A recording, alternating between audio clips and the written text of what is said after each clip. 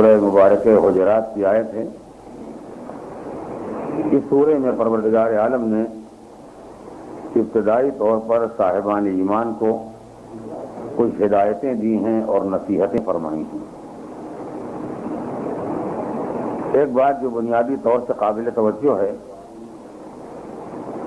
وہ یہ ہے کہ قرآن مجید میں جب یا ایھا الذین آمنوا یہ لفظ استعمال ہوتا ہے تو اس کے معنی یہ ہرگز نہیں ہوتے ہیں کہ اللہ نے ان لوگوں کو مخاطب بنایا ہے جو واقعی مومن ہیں، حقیقی مومن ہیں، کامل الایمان ہیں۔ کہ آیات کا تعلق سلمان، ابو ذر، مقداد اور عمار جیسے لوگوں سے ہے اور باقی لوگوں سے کوئی تعلق نہیں ہے، ایسا کچھ نہیں ہے۔ یا ایھا الذین آمنوا اس کا مقصد فقط یہ ہوتا ہے کہ مالک نے ان لوگوں کو مخاطب بنایا ہے جو خود اپنے بارے میں یہ خیال رکھتے ہیں کہ وہ صاحب ایمان ہیں، جو اپنے کو نہ صاحب ایمان کہتے ہیں نہ صاحب ایمان سمجھتے ہیں، ان سے ان آیات کا کوئی تعلق نہیں ہے۔ یعنی اگر کوئی آدمی یہ اعلان کر دے ہم کافر ہیں، کوئی آدمی یہ اعلان کر دے ہم اللہ کو نہیں مانتے ہیں، ہمارا قرآن سے کوئی تعلق نہیں ہے، تو ان آیات کا بہرحال اس انسان سے کوئی تعلق نہیں ہوگا۔ اب یہ ایک الگ مسئلہ ہے کہ احکام کی ذمہ داری ایسے لوگوں پر ہے یا نہیں ہے، یہ ایک علمی مسئلہ ہے جس کے کھیلنے کا یہ موقع نہیں ہے کہ مالک کائنات کی طرف سے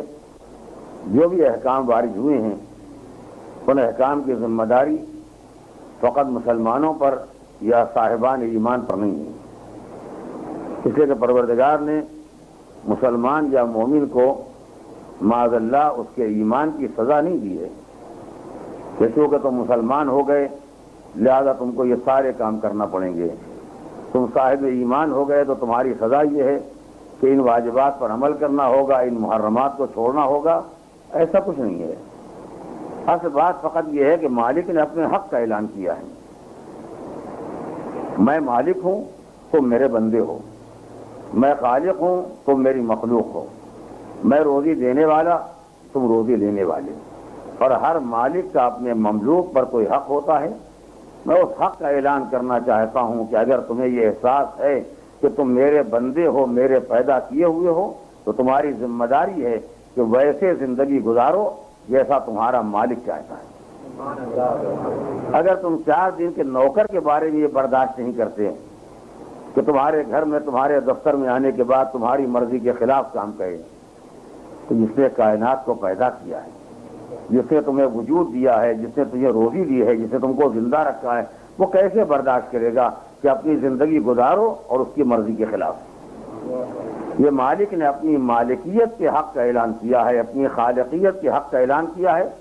تو جس کا وہ مالک اور خالق ہے اس پر بہرحال اس کا حق ہے، چاہے وہ اپنے کو کافر کہے،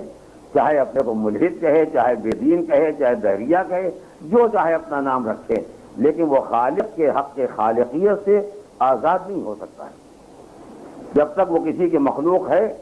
اس وقت تک بہرحال اپنے خالق کے حق کا اقرار اور اعتراف کرنا پڑے گا، لیکن بہرحال چونکہ انسان نالائق ہے اور وہ اس حق کا اعتراف اور اقرار نہیں کرتا ہے، لہذا پروردگار نے انہی افراد کو مخاطب بنایا ہے جو اس حق کا اقرار کرتے ہیں، جو مالک کو مالک مانتے ہیں، خالق کو خالق تسلیم کرتے ہیں، جن کا ٹائٹل اور خطاب ہے یا ایھا الذین آمنوا، اے وہ لوگ جو ہم پر ایمان رکھتے ہیں، جو ہمارے ماننے والے ہیں، جو ہمارا اقرار کرنے والے ہیں، چاہے واقعاً اقرار کرنے والے ہوں چاہے زبان سے اقرار کرنے والے ہوں، ہر وہ انسان جو مالک کا اقرار کرتا ہے وہ بہرحال یا ایھا الذین آمنوا میں شامل ہے۔